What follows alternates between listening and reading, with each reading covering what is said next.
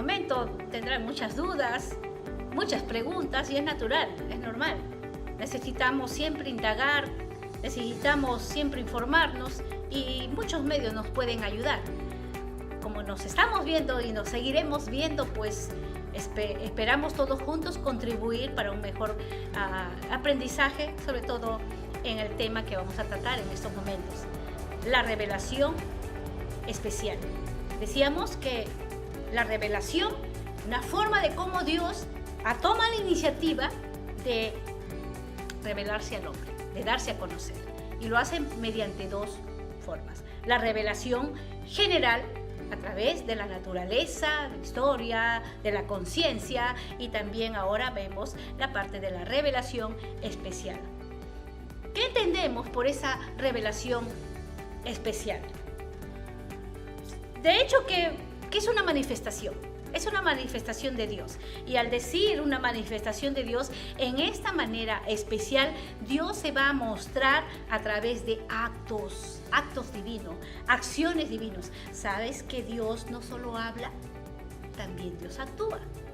Y Dios se ha dado a conocer en esta revelación especial. Tenemos diferentes formas de revelación: los milagros, las teofanías, la Biblia, Jesucristo.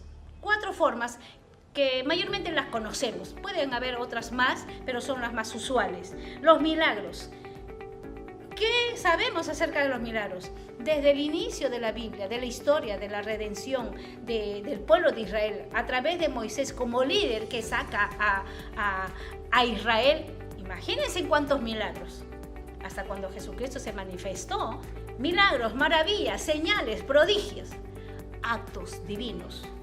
Las teofanías también son manifestaciones visibles de Dios a través de los cuales se conoce algo. Dios se manifestaba a través de teofanías, nubes, silbidos, fuegos, viento, zarza, temblores. Interesante. ¿Queremos conocer a Dios? Todo aquello tenemos que saberlo. Una manifestación como Dios se da a conocer. Lo más claro, lo más vital para nosotros los creyentes, y la cual lo aceptamos por fe y con la razón, es la Biblia, la palabra de Dios. Dios se ha dado a conocer a través de la Biblia, donde se presenta de la forma más clara. No hay equivocaciones, desde el inicio hasta el final. Dios se ha dado a conocer y ha dado a conocer todo cuanto ha querido que el hombre sepa, conozca. Tenemos a Jesucristo, la revelación principal del conocimiento. Citas como libros como Hebreo, Colosenses, Juan, donde cita que Jesucristo ha sido y es uno de los medios principales en el cual Dios se ha dado a conocer.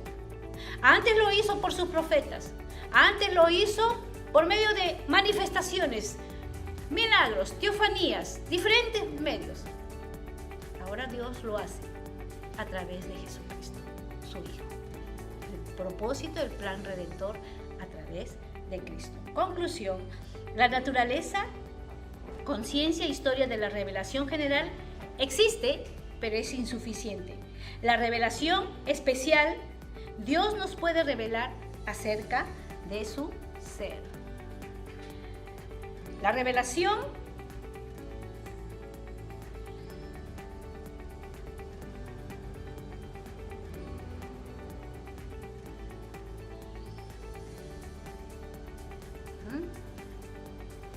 empezamos por aquí.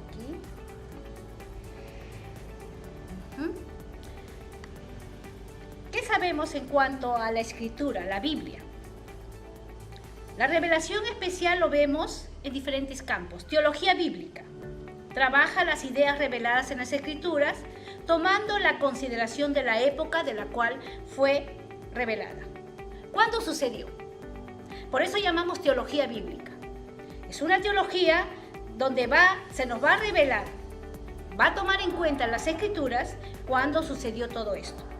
Se divide en 4 subcampos. Tenemos la crítica textual, la crítica textual, que se trata del estudio del texto bíblico. Por eso se llama crítica textual, estudio del texto bíblico. Y para estudiar el texto bíblico, inmediatamente nos va a llevar al estudio del idioma original. El Antiguo Testamento se escribió en el idioma hebreo. El Nuevo Testamento se escribió en el griego. ¿Qué fue realmente lo que escribió el autor? Eso tenemos que saber. Es imposible, nosotros de este siglo, saber qué es lo que escribió Moisés en aquella época. ¿Qué quiso decir el autor? ¿Por qué lo escribió en hebreo? O el autor, el escritor del Nuevo Testamento, ¿por qué lo escribió en griego? ¿Cuál es el lenguaje completo de los originales? ¿Qué es lo que realmente los escritores quisieron decir a su público, a su auditorio? Esa es una rama que se llama crítica textual, que la teología bíblica estudia. El trasfondo sociocultural. Sí, lo conocemos, ¿verdad? Hablamos de eso, siempre lo leemos. Estudio de los elementos sociológicos y culturales que empleaban durante un periodo de tiempo y que son parte o aparecen en el texto que nosotros tenemos. El uso de parábolas en el tiempo de Jesús. Jesús hablaba a sus apóstoles y a sus discípulos en parábolas. ¿Qué significa para nosotros eso? Si alguien en ese tiempo se habla en parábolas, no entenderíamos, o algo similar. Jesús hacía uso de este tipo de género, parábolas, en cuanto a la vestimenta, en cuanto a las costumbres, en cuanto a sus leyes. Por ejemplo, la mujer samaritana. ¿Quién era esa mujer? Si vamos a la Biblia, lo vamos a leer, ¿no? Lo vamos a encontrar. Pero, ¿por qué se le decía mujer samaritana? ¿Por su vestimenta? ¿Por el momento que estaba ahí presente en esa sociedad? Mujer samaritana se le decía porque esto venía de un trasfondo sociocultural, que era una mezcla entre judío y los asirios. Cuando fueron llevados los judíos al exilio, hubo una mezcla de culturas. Entonces, de ahí salen los samaritanos, cuando llegan después de la dispersión. Año 722 más o menos fue la época de la dispersión. El paralítico en capítulo 5 de Juan. Lectores, a los lectores no judíos, porque Juan va a escribir a la iglesia en general. ¿Qué significa? Pablo en Atenas dijo: varones atenienses. Pablo se está dirigiendo a ese sector, a ese grupo, a ese trasfondo, a ese contexto, a esa cultura. Varones atenienses. Y suelta un pensamiento. En ti vivimos, somos y nos movemos. ¿Y por quién fue escrito eso? Por filósofos griegos. Pablo mismo lo mencionó. O sea, aquí no fue escrito por autores cristianos, de ninguna manera. Eso es parte del trasfondo sociocultural que a nosotros nos corresponde como estudiantes del seminario, o mejor dicho, como estudiantes de Biblia, trabajar en ese aspecto. Bastante tarea, ¿verdad?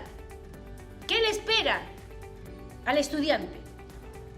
¿Qué le espera al teólogo? Te tengo que decir teólogo. Ya ves que es sencillo hoy en este tiempo, usar la palabra teología. Todos hacemos teología. Todos hacemos teología, porque el simple hecho de pensar en Dios y de hablar de Dios, ya estamos haciendo teología. Cada uno de nosotros tenemos un concepto acerca de Dios.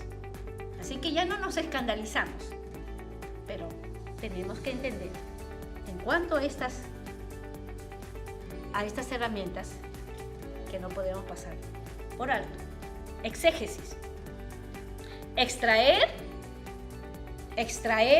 algo de adentro para afuera y luego introducir de afuera para adentro se llama eisegesis. Una cosa es exégesis, otra cosa es exégesis. Ay, pero ¿qué es eso? Eso no tiene que ver con la Biblia, eso no tiene que ver, eso no veo nada divino, nada. Ah, es cierto, lo siento mucho, pero son campos que la llamada teología bíblica nos lleva a investigar. Porque el extraer dice, respete el significado del lenguaje, respete el trasfondo sociocultural, el idioma original, la hermenéutica original castellano. Y la eisegesis, algo que tú vas a introducir, algo que vas de afuera hacia adentro, puede tornarse un poco erróneo, equivocado, porque en tu buena intención de querer enseñar o decir algo, de pronto puedes usar un lenguaje mal interpretado, mal usado, no bien estudiado, y entonces puedes dar un mensaje algo oculto, algo que no lo dice la Biblia. Eso se llama eisegesis. La hermenéutica también es uno de los campos más importantes de la teología bíblica. En la hermenéutica tenemos un emisor, un receptor y un mensaje. El emisor tiene un trasfondo. El receptor, por ejemplo, Pablo es el emisor. Pablo va a escribir a la iglesia que está en Roma. La iglesia que está en Roma es el receptor, el que recibe la carta que Pablo está escribiendo. ¿Ya? Entonces, Roma también tiene un contexto, un trasfondo, un contexto histórico, ¿no? Diferente. Eso tenemos que manejarlo. El mensaje viene a ser el texto en sí, lo que Pablo quiere decir a la iglesia que está en Roma. Eso es la hermenéutica. Entonces, la definición, que es hermenéutica, consiste en la interpretación del texto y su traslado a otro tiempo, porque yo no estuve en la época de Pablo, yo no fui parte de la iglesia de Roma. El mensaje que Pablo comunicó a la iglesia de Roma no directamente me está diciendo a mí, porque yo no soy de Roma, yo soy de acá del Perú. Entonces, consiste hermenéutica la interpretación, en el estudio de la interpretación del texto y su traslado a otro tiempo para poder hacer una correcta aplicación. ¿Cuál fue o cuál es el mensaje central del texto?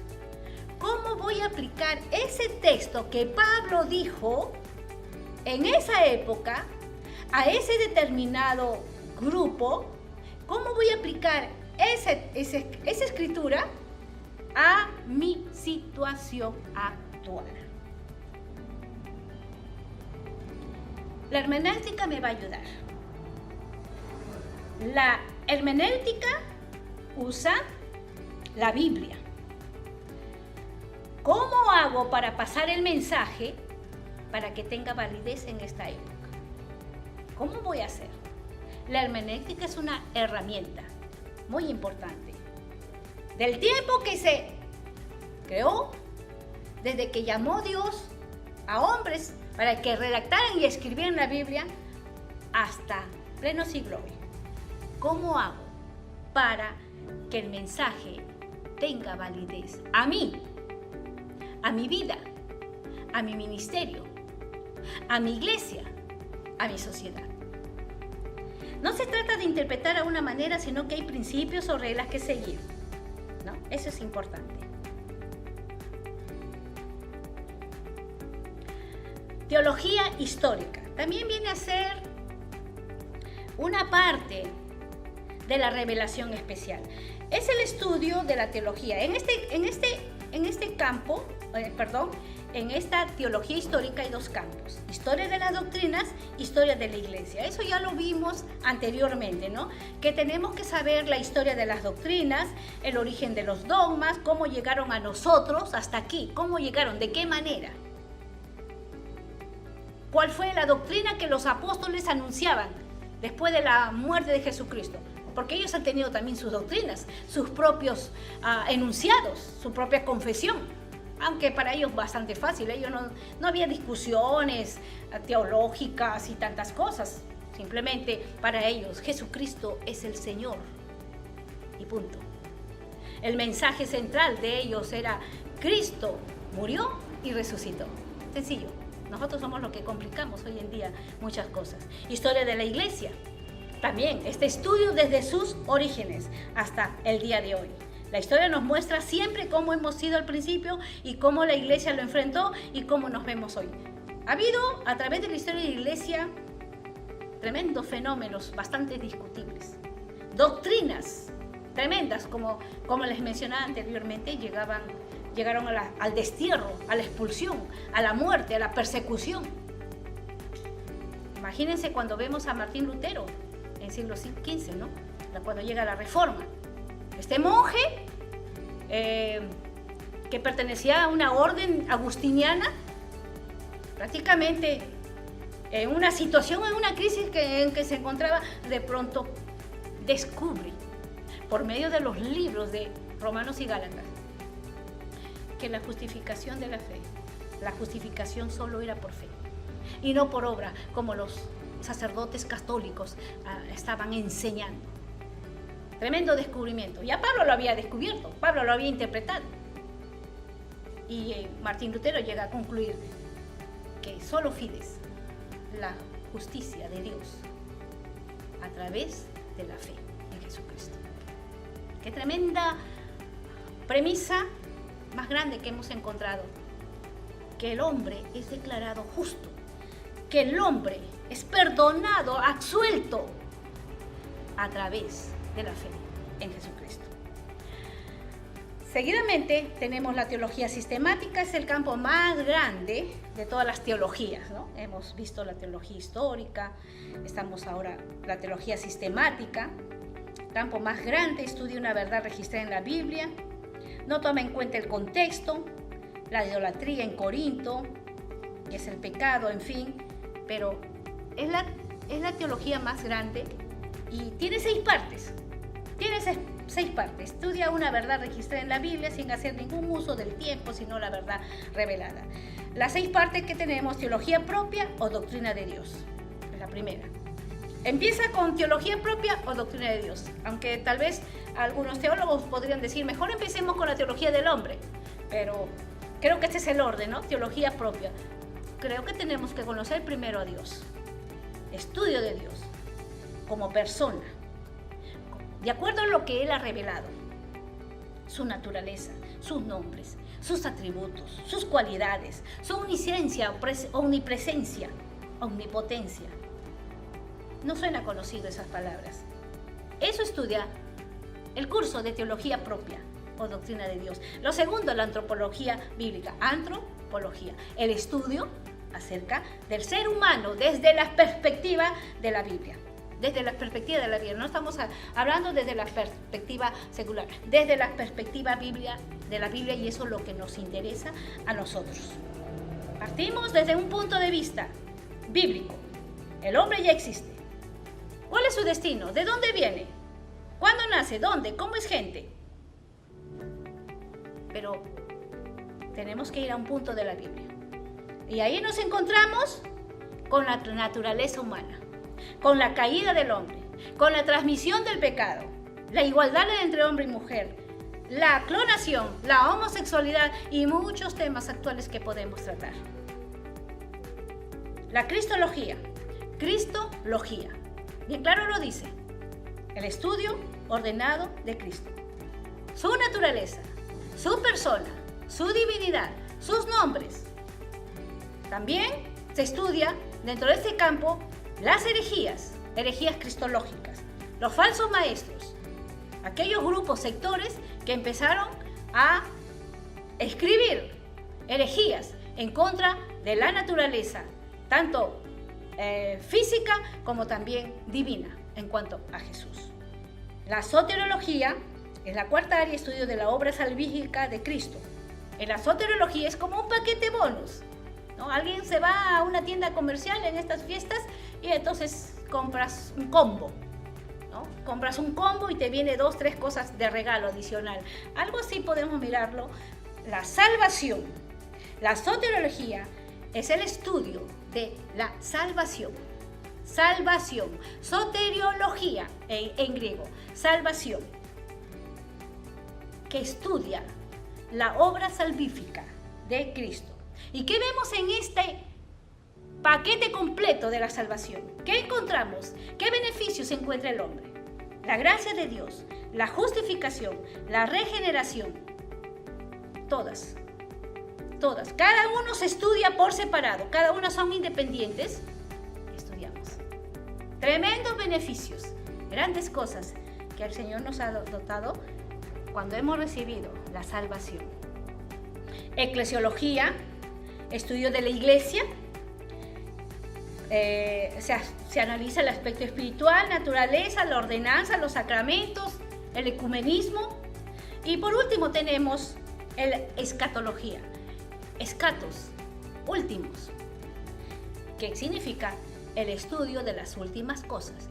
Escatología, el estudio de las últimas cosas. Y acá podemos ver el estudio de la segunda venida de Cristo, que les mencionaba anteriormente como una de las doctrinas claves de nosotros los evangélicos, que confesamos, ¿no? Que confesamos la segunda venida de Cristo, que es un hecho.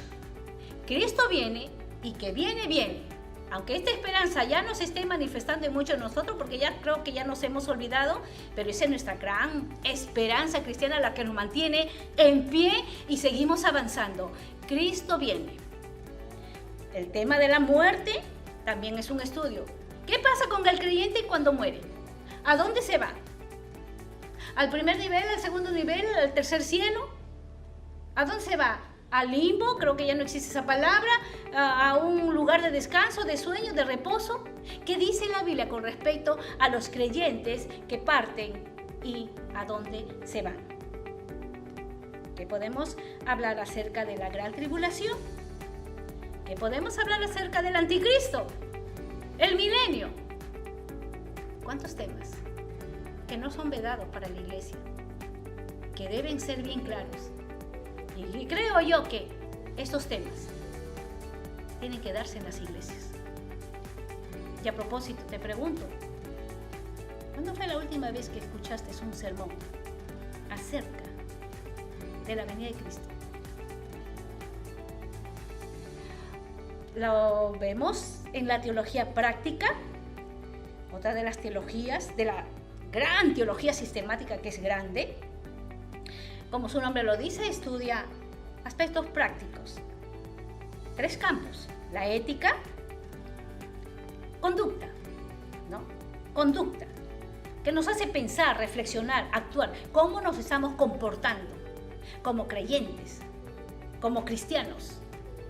Práctica, la praxis del creyente.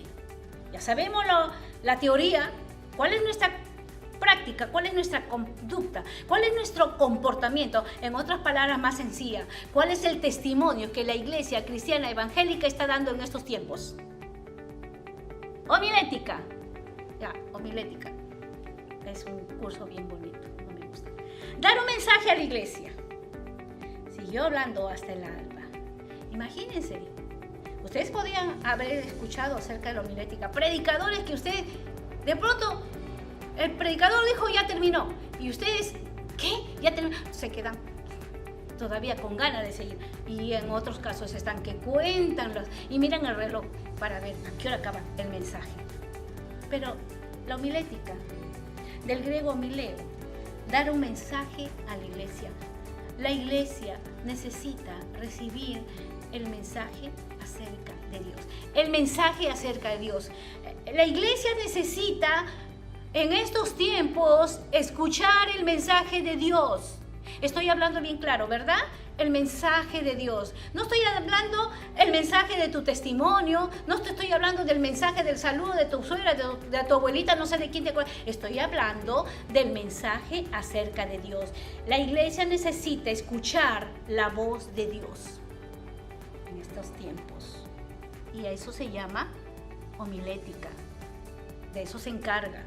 Entonces es una herramienta necesaria, ¿verdad? ¿Cómo impartir un mensaje a la congregación? ¿Cómo predicar en una sociedad altamente tecnológica en estos tiempos? ¿Qué es un sermón? ¿Qué es lo que la iglesia quiere? Si le preguntamos a la iglesia qué es lo que quiere, la iglesia nos va a decir, queremos escuchar cosas bonitas, agradables a nuestros oídos, ¿no? Tenemos también la pastoral, que está dentro de esta teología práctica. Es el área teológica que se encarga del estudio sobre la responsabilidad cristiana, planificación y administración de la iglesia, que es la vocación, calendario de actividades, aspectos sobre la familia, jóvenes, cursos cristianos, temas sobre el sexo, necesidad de trabajar en equipo, liderazgo juvenil, que es la adoración. De eso se encarga la teología pastoral. La teología pastoral. Miren cuántos temas. La teología pastoral. Esos son nuestros temas que tenemos en cuenta y creo que estudiarlo va a ser de mucho provecho. Gracias.